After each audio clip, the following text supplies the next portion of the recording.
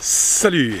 Alors, des microplastiques ont été retrouvés dans les testicules et dans le sperme des hommes avec une présence 3 fois supérieure à celle des autres animaux. Ces microplastiques sont les mêmes comme les plastiques qu'on retrouve dans les plastiques d'emballage alimentaire ainsi que des PVC. Et ces microplastiques ont un impact sur la fertilité. Elles provoquent généralement une baisse de fertilité, une baisse de la qualité du sperme, voire une infertilité.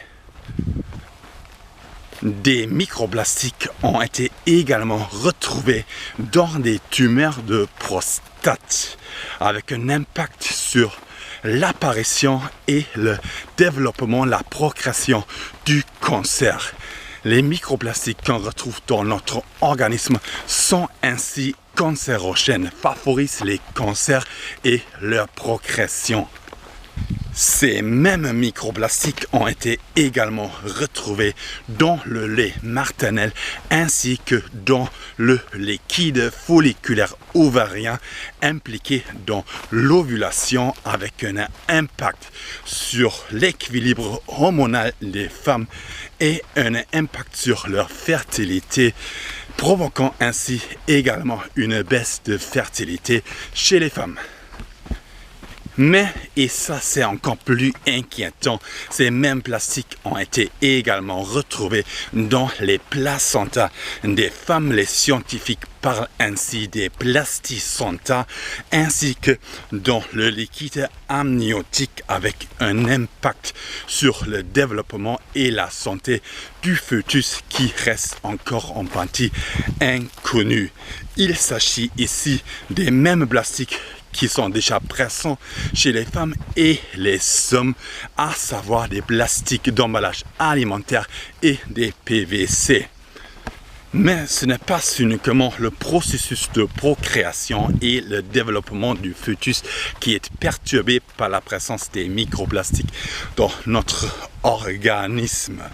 Non, nos cadavres aussi sont impactés par cette présence, en effet, dû à notre alimentation et les microplastiques qui se retrouvent dans nos aliments et dû aux aliments riches en sel, nos cadavres ne décomposent plus. Avant, un cadavre était décomposé après 10 années. Aujourd'hui, après 30 ans, après 40 ans, nos cadavres ne sont toujours pas en état de décomposition. Et ça aussi, c'est très inquiétant. Or, les microplastiques présents dans notre organisme ont donc comme conséquence une baisse de fertilité, une baisse de procréation, un mal-être du fœtus, on va dire, des problèmes de développement du fœtus et des cadavres qui ne veulent pas mourir. Bon, et moi, écoute, moi ça me choque tout ça, parce qu'en fait l'équilibre de la nature est totalement déséquilibré de cette manière. Et qu'est-ce que je peux faire? La seule chose que je peux faire, c'est de continuer mon éco-jogging. C'est parti.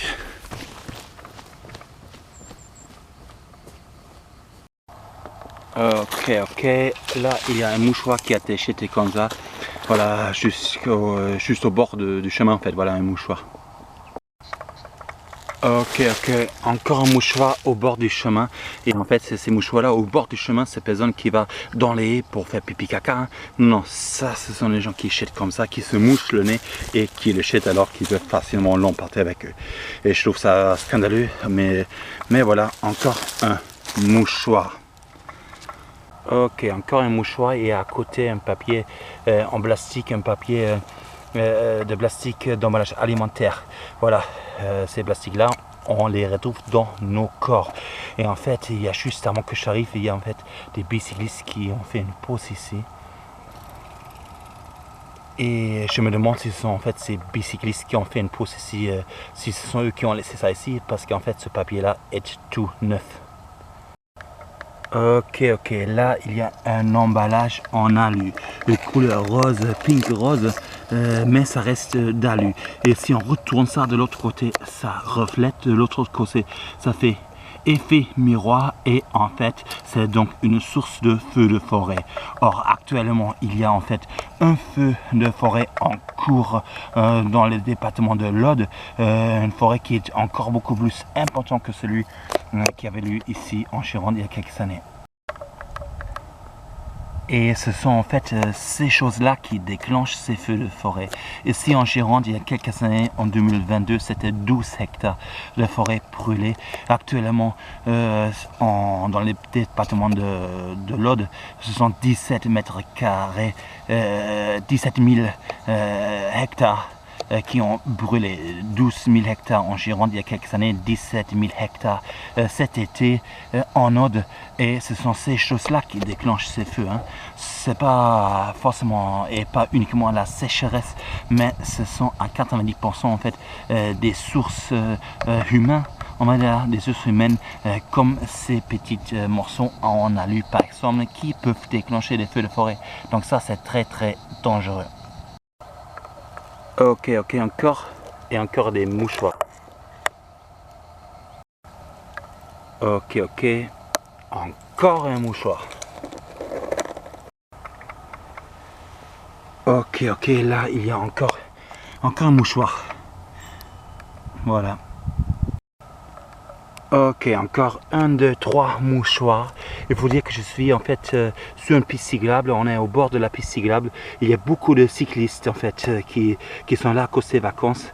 Et il faut croire que tous ces cyclistes jettent leurs mouchoirs. Voilà, ça c'est triste. C'est triste.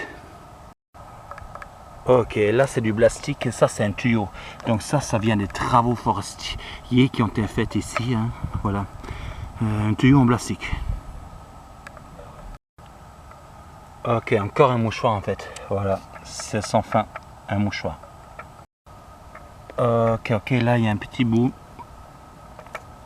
d'emballage en plastique. Voilà.